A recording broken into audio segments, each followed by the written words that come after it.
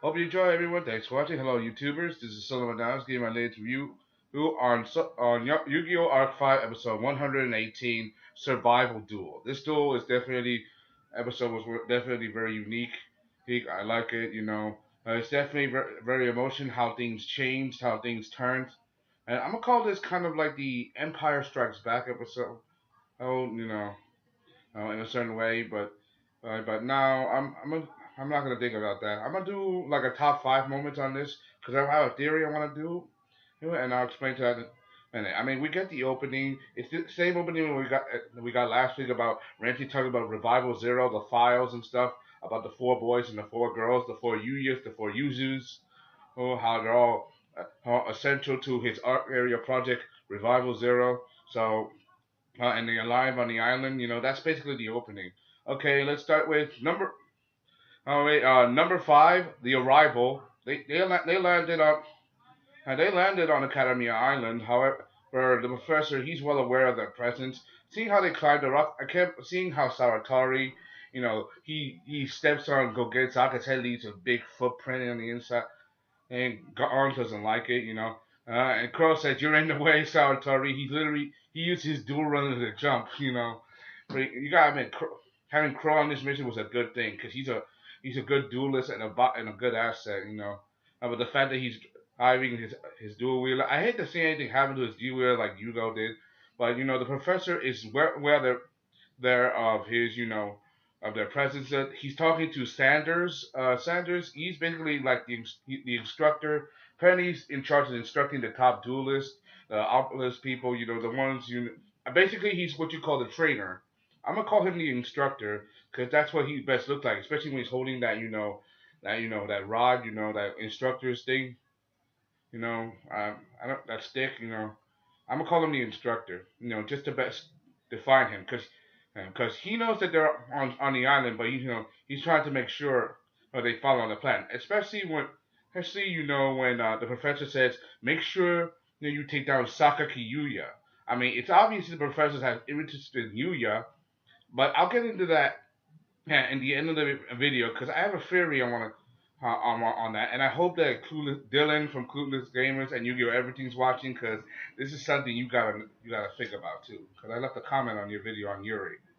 This number four, the onslaught, because it's next. You got the Academia forces. Like they were waiting for this moment. Like the Academia here, they came in, to surprise them. They knew that they were walking into a trap because they heard no noise. The Lancers knew they were walking into something fishy, and it was.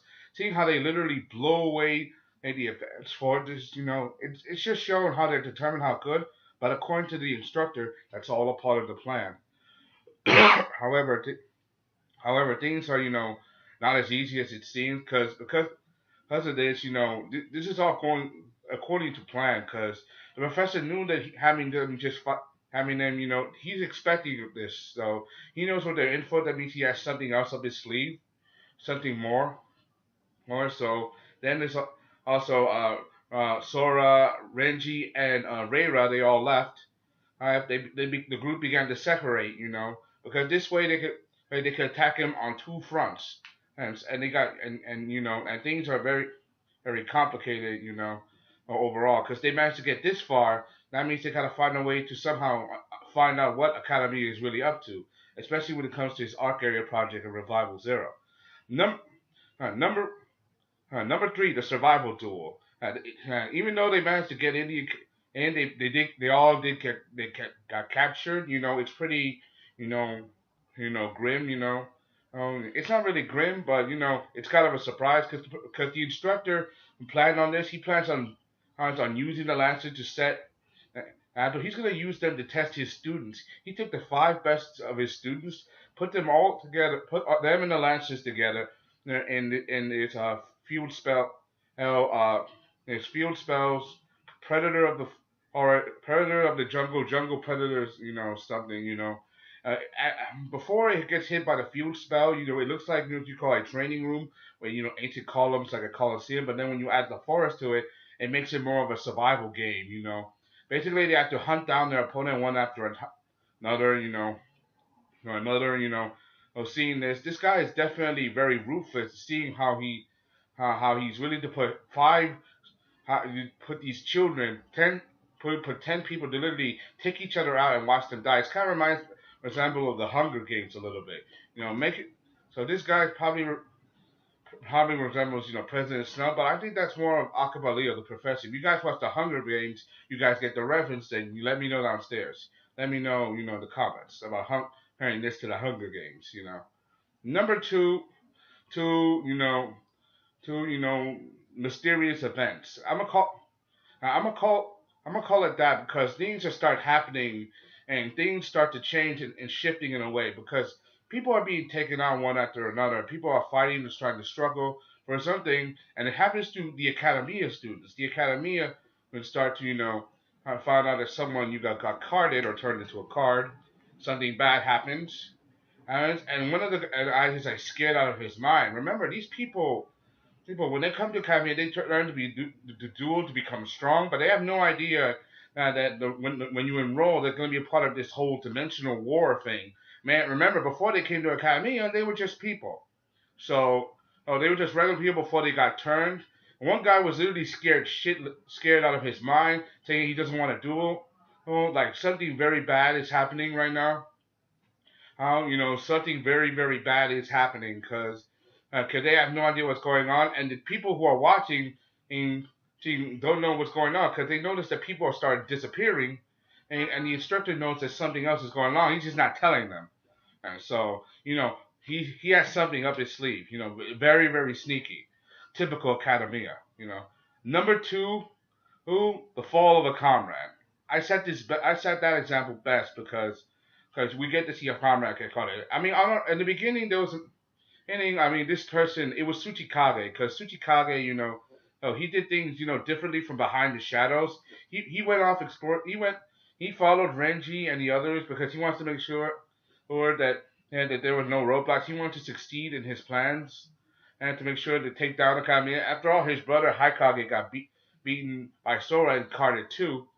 So he wants to probably doing this for that, but he didn't say it. But he went off on his own. He started fighting on his own, finding out what they were dealing with. Because as a ninja, he's trained in the arts. That means he can blend into the shadows. If you guys watch other ninja anime stuff, you guys know about that. That means he was fighting. He could understand, analyze the enemy do things sneaky, and we get to know that to find out that there is something more to this. Apparently, there's some kind of mysterious duelist, some some creature, some savage monster. Like he's been hunting down people, and he's turning his back.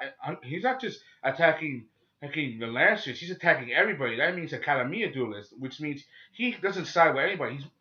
He's a savage. I'm gonna call him the savage. Because that's what the best way to define him. Because it looks like he doesn't think. He doesn't just think when he does something. He looks like he's taking people out and we get to see only glimpses of it. Like his eyes are yellow. And the shadow of his monster. It kind of reminds me of how Kakidoki went when he went crazy after Yuya when he went to fight against Yuya. Because when Academia get their hooks into you, they start to influence you in a bad way. And Tsuchikage they fought this person and got carded, as well as someone else. But before that, he left behind a message that there weren't just 12, there weren't 10 people in the forest. That there were 11. That there was someone else here besides the Lancers and the Academia students. So there's someone else, doing stuff behind the scenes. That's something you got to think about. The episode does end with Yugioh meeting Edo Phoenix, aka Aster Phoenix, from the dog of Yu-Gi-Oh! GX, saying that Rudy's being controlled, and the source of the control is Parasite Fusioner, the insect, like that bug, and we get to see preview to the next episode. It looks like Shun is definitely going to be fighting Rudy. And you're seeing how Shun takes on his little sister. It's going to be very, very difficult because Yugo was in the same position. Even though he did fought, he couldn't bring himself to completely stop her because, because he didn't know what was going on and he let his emotions get in the way. It's going to be the same thing with Shun, maybe even harder because, because Rudy was the first taken, and she was taken after the onslaught of what happened in Heartland by Academia. And, it's definitely pretty. Incredible. Anyway, that's all I gotta say on the episode. And then there's my theory. This is for clueless gamers, Dylan, Yu-Gi-Oh, everything. This is something you gotta listen to as well. This is about about the professor and everything that they're planning for the Arc Area project. It's odd that he had a file on Selena and Yuri in the fusion about them being small in the future dimension. I know he wanted Selena, but why Yuri? Why does he need Yuri? The simple answer is maybe he doesn't need Yuri to begin with. Maybe he needed him to keep him out of the way.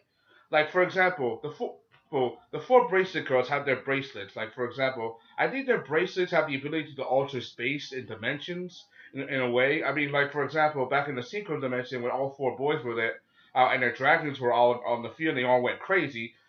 Selena's bracelet was shining as well as Yuzu's. That means it would have been the same. It probably would have been the same result if Reen and Rudy were there too. Like maybe it's a sign, it's a warning sign to make sure that the others are nearby. Alright, the other doppelgangers, and to make sure that their doppelgangers are nearby, right, for the boys who have the same face. If the bracelets could do that, that means they have the ability to maybe make the dimensions become as one, but also they also have the power to repel them. Like for example, Yuri, Yuto, and Yugioh all got set up by Yuzu's bracelets when another one of the doppelgangers one of their doppelgangers came by, their counterpart, from the other dimension. Like the best band of being Yuya and Yuto and Yugioh and the others. During the early episodes of Yu-Gi-Oh! Five of Arc Five. And then there's the four boys, the four dragons. I mean, they all have the same face, but they all have different personalities, different powers. Like the dragons best represents them in a certain way. Hey, like maybe the reason why they are who they are is because maybe the dragons and the boys are counted to the girls in the bracelets. Like for example, if the girls, the four bracelet girls have the power to make the dimensions one, maybe the boys, the four Yuyas, are designed to counter the four Yuzus. Maybe to keep the dimensions apart, to separate them as a way of protection. This example being the best hunt. I mean, for example, fraternally, like the opposite of boy, girl. It makes sense, and the other way around. So maybe the dragons are a way of protecting them. Like for example, when Yuri took Rin into Xyz's dimension, and Clearwing followed him, like made him follow Yugo. How he ended up with Yuto and ended up being fighting, and Yuri was watching the whole time. We know that was an accident, but maybe the dragon was trying to warn them that this was something else. I mean, the dragons can't tell them everything. I mean, we barely know what's going on ourselves, but this just adds to the mystery. You guys are big Yu-Gi-Oh fans, right? This is just a big theory that I've come up with. If you guys share my opinion, give me your opinion down below, because it makes sense. Maybe the dragons are in a way to protect the girls. And the professor found out about Yuri. Maybe that's why he trained Yuri to be so cold and callous. Like this way to keep him as his right hand, make him his best soldier, to keep him out of the way. Hey, if he ever became a threat. That's my theory, and I'm sticking to it. Hope you enjoyed. Thanks for watching. Subscribe. Thank you. This is my latest review on Yu-Gi-Oh! Arc 5 episode 18. I'm out. Bye. Peace.